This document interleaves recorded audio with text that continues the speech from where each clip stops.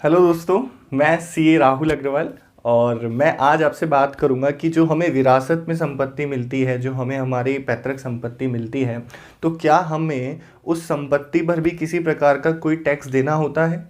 आज मैं मेन 3 बातों पर आपके क्वेश्चंस का सॉल्यूशन करने की कोशिश करूंगा।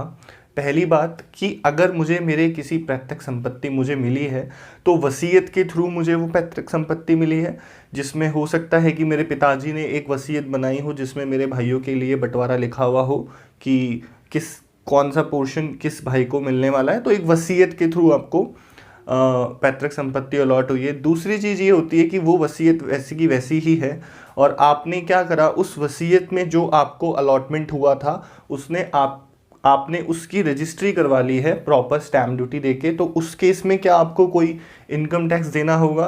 और तीसरी बात यह आती है कि मान लीजिए आपको कोई वसीयत में जो भी प्रॉपर्टी का अलॉटमेंट आपको हुआ है उसमें आपने आपने म्यूचुअल अंडरस्टैंडिंग, आपके भाइयों की म्यूचुअल अंडरस्टैंडिंग से आपने कोई उसमें सेटलमेंट कर लिया है। सेटलमेंट इन द सेंस, जैसे मान सकते हैं आपकी एक भाई ने दूसरे भाई को कुछ कैश दे दिया और उस प्रॉपर्टी का हिस्सा अब पहले भाई का हो गया, तो क्या इस केस में आपके पास कोई इनकम टैक्स की लायबिलिटी बनती है। तो इन तीनों बातों पे ऊपर आज मैं आपके वीडियो पे सॉल्यूशन करने की कोशिश करूँगा। वीडियो में एंड तक बने रहना है।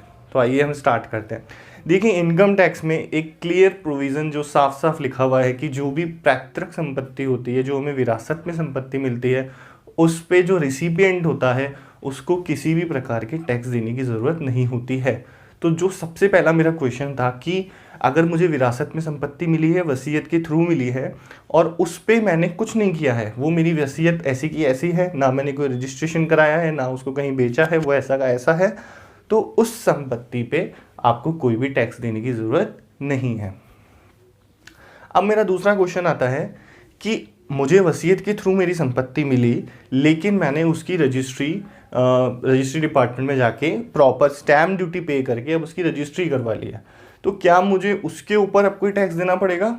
अभी भी आपके ऊपर कोई टैक्स की लायबिलिटी नहीं है।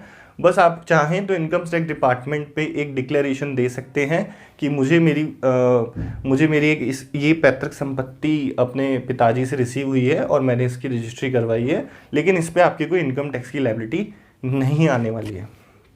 लेकिन जो हमारा तीसरा केस है, तीसरे केस में हमने ये माना है कि मान लीजिए हम 3 भाई थे, हम 3 भाइयों को वसीयत के थ्रू प्रॉपर्टी मिली है, लेकिन हमने कुछ सेटलमेंट कर लिया कि एक भाई ने दूसरे भाई को कुछ कैश दे दिया है और और और उनके बीच में कोई सेटलमेंट हुआ है। तो अब क्या करेंगे इस केस में, क्या होगा दोस्तों, क्योंकि इस केस में एक भाई से प्रॉपर्टी दूसरे भाई को ट्रांसफ़र हो रही है, तो इस केस में इनकम टैक्स की लायबिलिटी आपके ऊपर आ सकती है। हो सकता है आपको इनकम टैक्स डिपार्टमेंट से इसके लिए नोटिस आ जाए। आई होप दोस्तों आपको जो मैं बताना चाह रहा हूँ वो बात आपको समझ में आई होगी। आपकी कोई भी क्वेश्चंस हैं तो प्लीज़ आप कमेंट बॉक्स में मुझे बताइए, मैं ज़रूर उनका आंसर करने की कोशिश करूँगा। प्लीज़ मेरे चैनल को सब्सक्राइब कीजिए। Bye bye, thank you so much for watching my video. Bye.